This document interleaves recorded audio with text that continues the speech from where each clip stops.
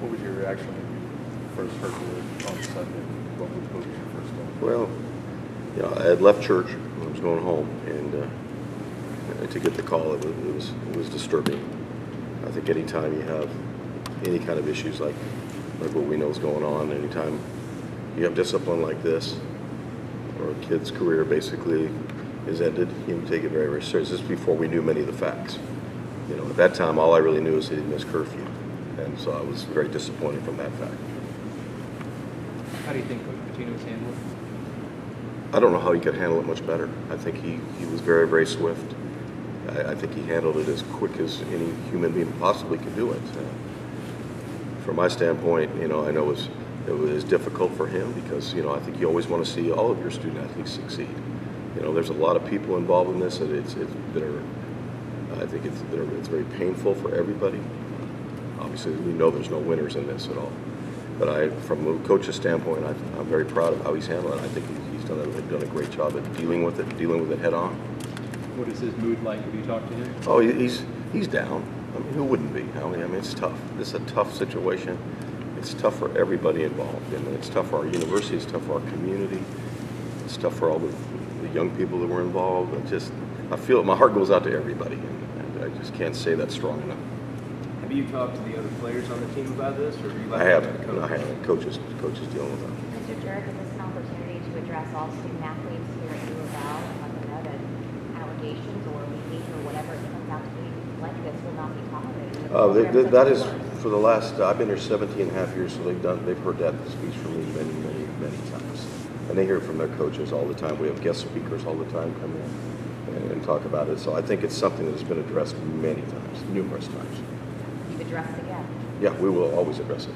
We will do it this year, that next year, this week. We're always will continue to. It's a very, very top priority for us. Was there any consideration last week about keeping him off the team with making the suspension permanent? For which? For Chris last week. After the Syracuse game? Yeah. No, after the Syracuse game, our university, they handled their end of the disciplinary action of it. They had reinstated him.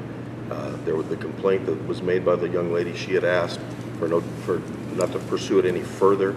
We did our due diligence, looked at it. There was a lot more information than we had that is not public that we had to take into consideration, and we felt at the time it was appropriate for Chris to return, that he had suffered a strong enough penalty by missing that game at Syracuse. How much of that decision is up to you versus the university? Well, I think that's a pretty big team effort because, you know, certainly the university's in the middle of everything. We're in the middle of it. Coach Pitino's in the middle. He's with them every day.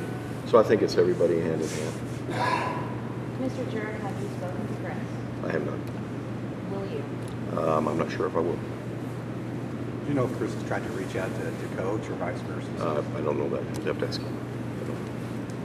There was a question asked this morning to you about these press conferences that they had. Somebody had asked if you thought that they thought the suspension was adequate enough for a text message like that. It sounds like you agree with you. Well, I agree that I thought Coach did the right thing by suspending him. I think Chris felt bad that it had been sent. But again, there was a lot of circumstances surrounding that, Jeff, that never came public. That we had at our disposal, so we had to weigh everything, and I feel that Coach handled it appropriately.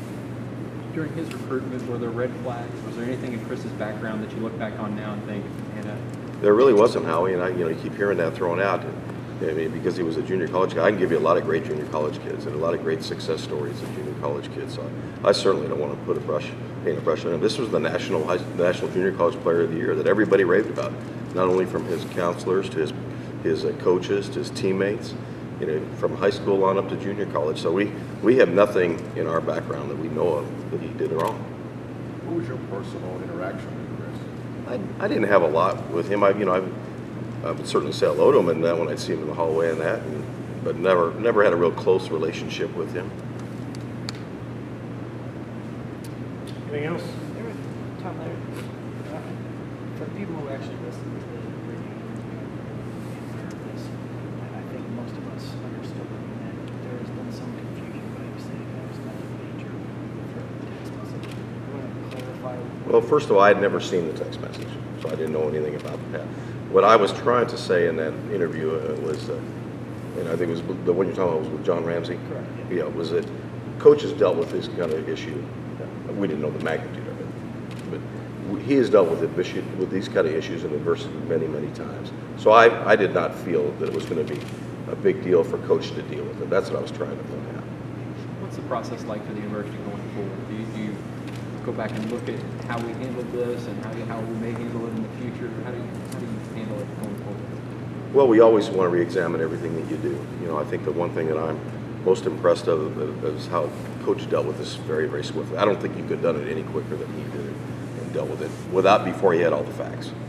And that's a risk he takes, but he certainly understood it. He felt that he had given a lot of chances out, and I think the curfew was one that kind of pushed him over the edge. Now, there was other accusations, obviously, that had followed that now that we know about. I'm not sure Coach was privy to it. I do know that he knew that other things were to follow, but I think he at that time he had enough.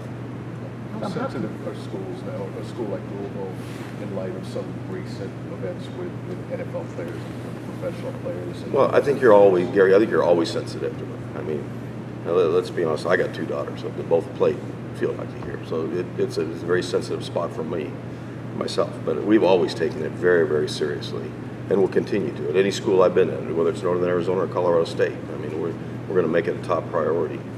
You know, luckily we have not had that many issues.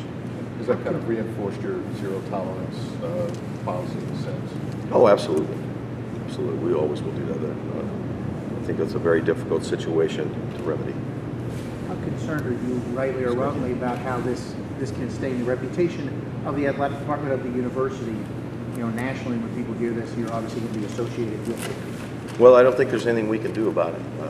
You know, we just got to keep doing the things that we've done. We've had a lot of great successes here, and you know, when we have these kind of issues come up, we got to deal with them. We deal with them head on. I always tell our people, you've heard me say it a million times, all of you in here. I always challenge people to look in the mirror. So we're looking in the mirror now. And is there anything we could have done to prevent this? I'm not sure we could have. You know, but I want to make sure that we look at anything that might be a better assistant, be a better assistance to us in the future to help it. But I just want everybody to know we're on high alert here at all times when it comes to domestic violence. Is that when you guys are, you know, obviously, like you said, football, had some interesting. How far have the changes that get? Does that come to you? Yeah, oh, absolutely. What we will do with every one of them, we'll handle it, each one individually, because each case is totally different. And we will look at it, do our due diligence. There's been a lot of kids, see, but you never hear about that, but we've turned down. There's a lot of them that we turned down, and I think, you know, our ratio is probably pretty strong of kids that have succeeded here. And I'm always for giving kids extra chances. I believe in that because of their age. You know, I think they deserve that, you know, to a point. And so I want to make sure that we look at each case individually and see how that fits with each and every program, because every coach is different. Mr. Jurich, I have a final question. How do you think the team morale is at this point? I would hope it would be okay. I haven't had a chance to speak with them. I think that would be a question maybe for Coach Patino. But, you know, I think these are great young men. They're great ambassadors for the university, and, you know, I think they understand the magnitude of everything. I think these guys probably work with them as much as anybody. I don't think there's a bad apple in that group. So let's just hope we can keep them together and pull and go down to Tallahassee and pull out a great win. Has there been much comment between the ACC and you guys? Do you have the arguments? No, there hasn't. There hasn't. Is there a way that you can possibly keep tighter rein on athletes? I don't want to say restrict them, but how do you watch over them just to kind of watch their associations, just to kind of keep them out of trouble? When you figure that one out, let me know. That's a tough one, Gary. I don't know how you could be any tighter than and have more restrictions on our programs than we do already. You know, I think Coach Patino, I think everybody knows that they seem to like to write about it, what a tight ship he does run. You know, so I think we're going to have issues at all times. They're still kids. They still have their own responsibilities. They still have to be accountable. They still have to look in the mirror every day. And that's the important thing that we want to teach here is you've got to look in the mirror. You've got to treat people with respect and kindness. Anything else? Great, thank you. One thing, just to clarify, when Jeff was asking that question about an interview, it was about the first instance. This was not about this current thing, just so that doesn't get used in another way. So, thank you.